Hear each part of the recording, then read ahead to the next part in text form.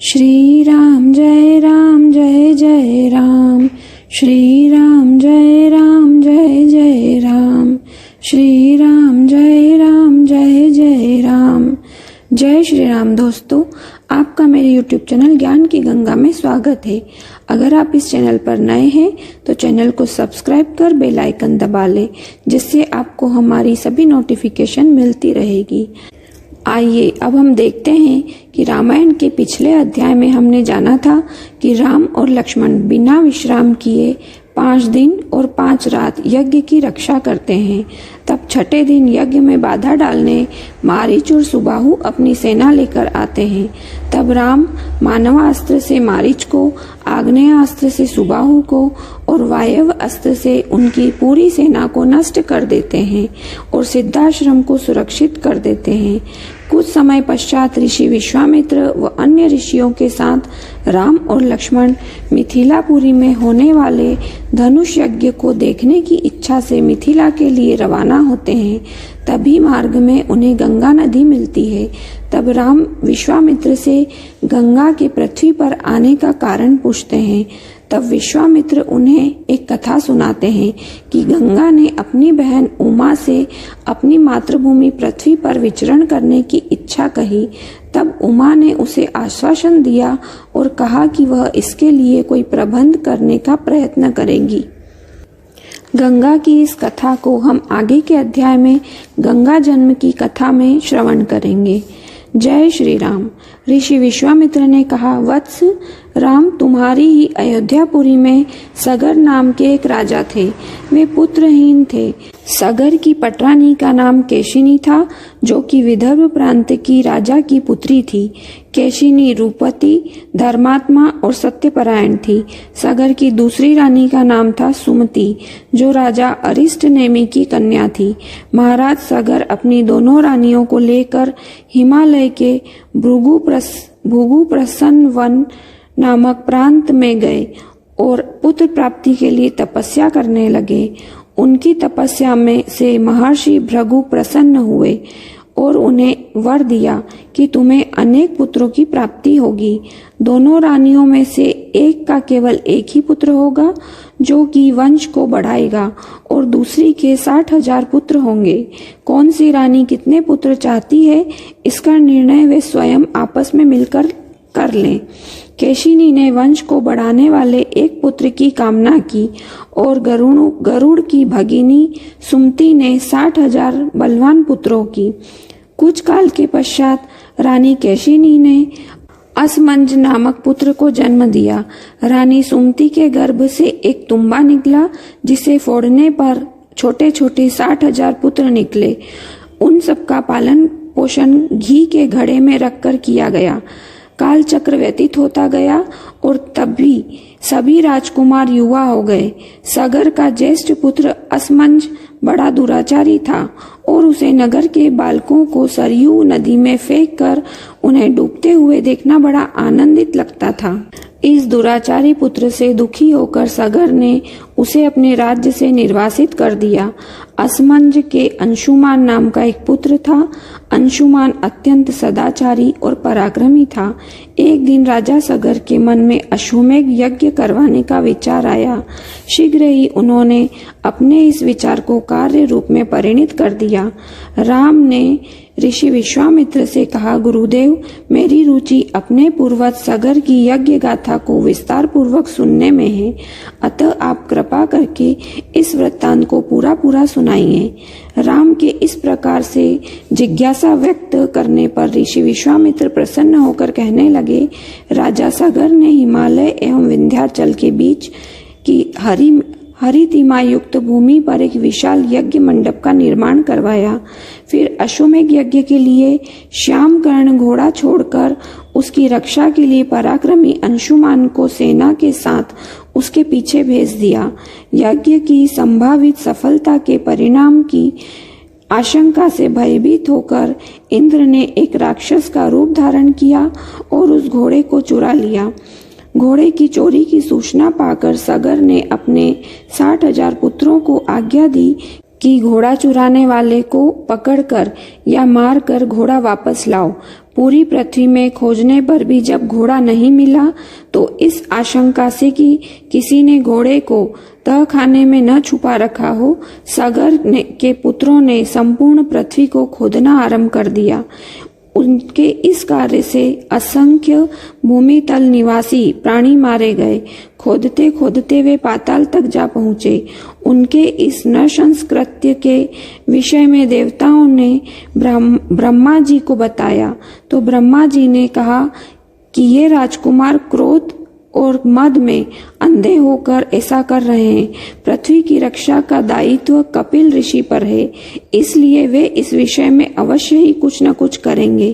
पूरी पृथ्वी को खोदने के बाद भी जब घोड़ा और उसको चुराने वाला चोर नहीं मिला तो निराश होकर राजकुमारों ने इसकी सूचना अपने पिता को दी।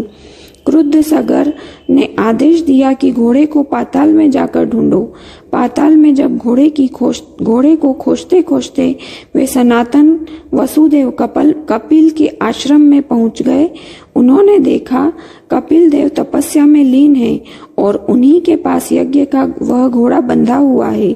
उन्होंने कपिल मुनि को घोड़े का चोर समझकर उनके लिए अनेक दुर्वचन कहे और उन्हें मारने के लिए दौड़े।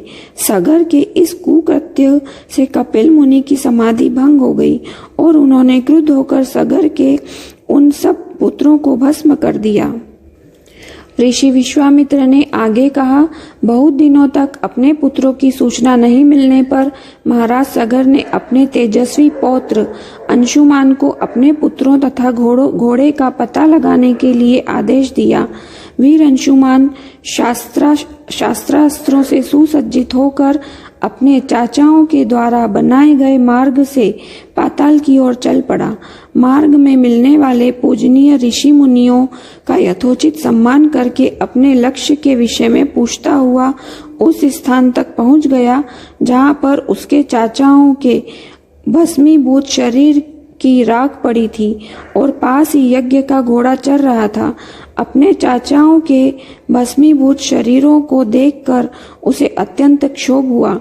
उसने उनका तर्पण करने के लिए जलाशय की खोज की, किंतु उसे कोई भी जलाशय दृष्टिगत नहीं हुआ। तभी उसकी दृष्टि अपने चाचाओं के मामा गरुड़ पर पड़ी। उन्हें सादर प्रणाम करके अंशुमान ने पूछा कि हे पितामह, मैं अपने चाचाओं का तर्पण करना चाहता हूँ। समीप में यदि कोई सरोवर हो तो आप कृपा करके उसका पता बताइए। यदि आपको इनकी मृत्यु के विषय में कुछ जानकारी है तो वह भी मुझे बताने की कृपा करें। गरुड़ जी ने बताया कि किस प्रकार से इंद्र ने घोड़े को चुराकर कपिल मुनि के पास छोड़ दिया था और उसके चाचाओं ने कपिल मुनि के साथ उद्दंड व्यवहार किया था, जिसके कारण कपिल मुनि ने उन सबको भस्म कर दिया। इसके पश्चात गरुड़ जी ने अंशुमान से कहा कि ये सब अलौकिक शक्ति वाले दिव्य पुरुष के द्वारा भस्म किए गए हैं, अतः लौकिक जल से तर्पण करने से इनका उद्धार नहीं होगा। केवल हिमालय की ज्येष्ठ पुत्री गंगा के जल से ही तर्पण करने पर इनका उद्धार संभव है। अब तुम घोड़े को लेकर वापस चले जाओ, जिससे कि तुम्हारे पितामह का यज्ञ पूर्ण हो सके। गरुड़ जी की आज्ञा अनुसार अंशुमान वापस अयोध्या पहुंचे और अपने पितामह को सारा वृत्तांत सुनाया।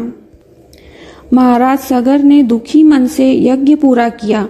वे अपने पुत्रों के उद्धार के लिए गंगा को पृथ्वी पर लाना चाहते थे, पर ऐसा करने के लिए उन्हें कोई भी युक्ति न सूझी। थोड़ा रुक कर ऋषि विश्वामित्र ने कहा, महाराज सगर के देहांत के पश्चात अंशुमान बड़ी न्यायप्रियता के साथ शासन करने लगे। अंशुमान के परम प्रतापी पुत्र दिलीप हुए।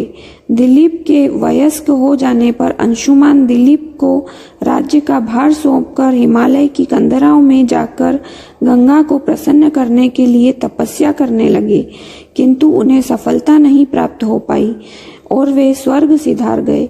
इधर जब राजा दिलीप का धर्मनिष्ठ पुत्र भागीरथ बड़ा हुआ तो उसे राज्य का भार सौंपकर दिलीप भी गंगा को पृथ्वी पर लाने के लिए तपस्या करने चले गए, पर उन्हें भी सफलता नहीं मिली। भागीरथ बड़े प्रजावत्सल नरेश थे, किंतु उनकी कोई संतान नहीं हुई। इस पर वे अपने राज्य का भार मंत्रियों को सौंपकर स्वयं गंगावतरण के लिए गोकर्ण नामक तीर्थ पर जाकर कठोर तपस्या करने लगे। उनकी अभूतपूर्व तपस्या से प्रसन्न होकर ब्रह्मा जी ने उन्हें वर मांगने के लिए कहा। भागीरथ ने ब्रह्मा जी से कहा कि हे प्रभु, यदि आप मुझ पर प्रसन्न हैं तो मुझे यह वर दीजिए कि सगर के पुत्रों को मेरे प्रयत्नों से गंगा का जल प्राप्त हो, जिससे कि उनका उद्धार हो सके। इसके अतिरिक्त मुझे संतान प्राप्ति का भी वर दीजिए, ताकि इक्ष्वाकु वंश नष्ट न हो। ब्रह्मा जी ने कहा कि संतान का तेरा मनोरथ शीघ्र ही पूर्ण होगा, किंतु तुम्हारे मांगे गए प्रथम वरदान को देने में कठिनाई यह है कि जब गंगा जी वेग के साथ पृथ्वी पर अवतरित होंगी तो उनके वेग को पृथ्वी संभाल नहीं सकेगी। गंगा जी के वेग को संभालने की क्षमता महादेव जी के अतिरिक्त किसी में भी नहीं है। इसके लिए तुम्हें महादेव जी को प्रसन्न करना होगा। इतना कहकर ब्रह्मा जी अपने लोक को चले गए। तब भागीरथ ने साहस नहीं छोड़ा। वे 1 वर्ष तक पैर के अंगूठे के सहारे खड़े होकर महादेव की तपस्या करते रहे। केवल वायु के अतिरिक्त उन्होंने किसी अन्य वस्तु का भक्षण नहीं किया। अंत में इस महान भक्ति से प्रसन्न होकर महादेव जी ने भागीरथ को दर्शन देकर कहा कि हे भक्त श्रेष्ठ, हम तेरी मनोकामना पूरी करने के लिए गंगा जी को अपने मस्तक पर धारण करेंगे। इसकी सूचना पाकर विवश होकर गंगा जी को सुरलोक का परित्याग करना पड़ा। उस समय वे सुरलोक से कहीं जाना नहीं चाहती थी, इसलिए वे यह विचार करके कि मैं अपने प्रचंड वेग से शिवजी को बहाकर पाताल लोक ले जाऊंगी, वे भयानक वेग से शिवजी के सिर पर अवतरित हुई। गंगा का यह अहंकार महादेव जी से छुपा न रहा। महादेव जी ने गंगा की वेगवती धाराओं को अपनी जटाओं में उलझा लिया। गंगा जी अपने समस्त प्रयत्नों के बाद भी महादेव जी की जटाओं से बाहर न निकल सकी। गंगा जी को इस प्रकार शिवजी की जटाओं में विलीन होते देख भागीरथ ने फिर शंकर जी की तपस्या की। भागीरथ की इस तपस्या से प्रसन्न होकर भगवान शंकर ने गंगा जी को हिमालय पर्वत पर स्थित बिंदुसर में छोड़ा। छूटते ही गंगा जी 7 धाराओं में बट गई। गंगा जी की 3 धाराएं हादिनी, पाविनी और नलिनी पूर्व की ओर प्रवाहित हुई। सुचक्षु, सीता और सिंधु नामक की 3 धाराएं पश्चिम की ओर बही और 7वीं धारा महाराज भागीरथ के पीछे पीछे चली। जिधर जिधर भागीरथ जाते उधर उधर ही गंगा जी जाती थी। स्थान स्थान पर देव, यक्ष, किन्नर, ऋषि मुनि आदि उनका स्वागत करने के लिए एकत्रित हो रहे थे। जो भी उस जल का स्पर्श करता था भव बाधाओं से मुक्त हो जाता था। चलते चलते गंगा जी उस स्थान पर पहुंची जहां ऋषि जानू यज्ञ कर रहे थे। गंगा जी अपने वेग से उनके यज्ञशाला को संपूर्ण सामग्री के साथ बहा कर ले जाने लगी। इससे ऋषि को बहुत क्रोध आया और उन्होंने क्रुद्ध होकर गंगा का सारा जल पी लिया।